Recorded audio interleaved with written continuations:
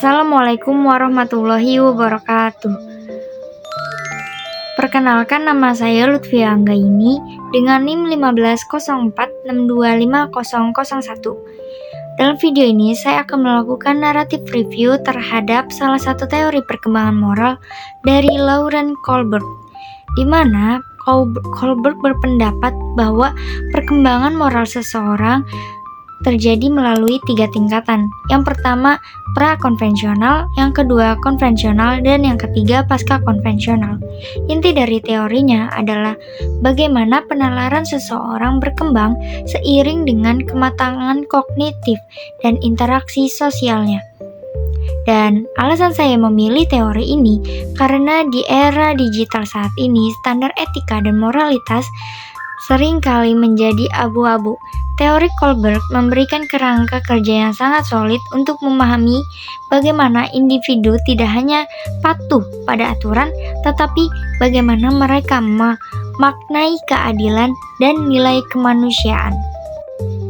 Namun, apakah teori ini sudah sempurna? Saya kurang setuju dengan penekanan Kohlberg yang terlalu fokus pada aspek penalaran semata. Kritik utama saya adalah bahwa kemampuan bernalar tidak selalu linear dengan tindakan nyata.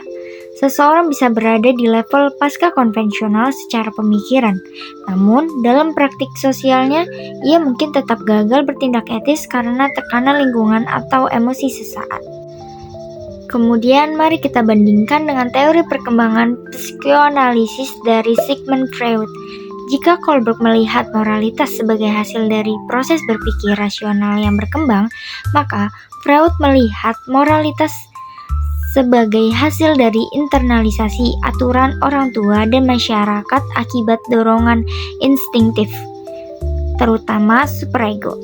Kohlberg melihat moral sebagai proses belajar berpikir, sedangkan Freud melihat moral sebagai proses pengendalian insting.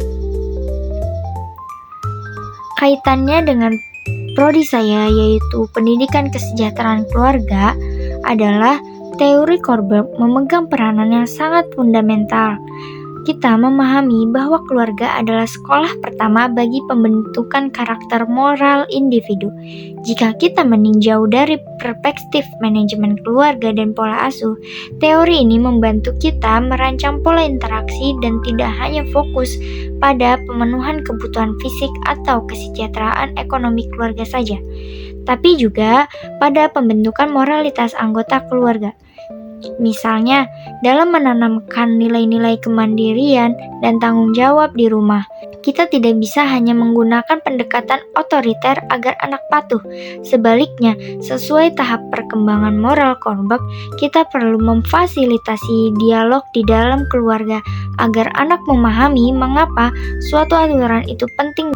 Dengan begitu, ketika mereka dewasa, mereka mampu membuat keputusan etis sendiri untuk menjaga kesejahteraan keluarga dan lingkungan masyarakatnya, bukan sekadar karena tuntutan norma sosial. Sebagai kesimpulannya, meskipun teori Lauren Kohlberg mendapat kritik karena terlalu intelektualistik dan kurang mempertimbangkan faktor emosional serta budaya, teorinya tetap menjadi fondasi yang tak tergantikan dalam memahami bagaimana manusia bertumbuh menjadi makhluk yang beretika.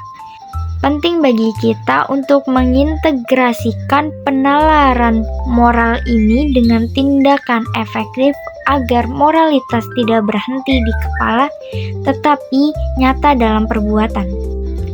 Sekian yang dapat saya sampaikan. Terima kasih atas perhatiannya. Saya Lutfia Anggaini pamit undur diri. Wassalamualaikum warahmatullahi wabarakatuh.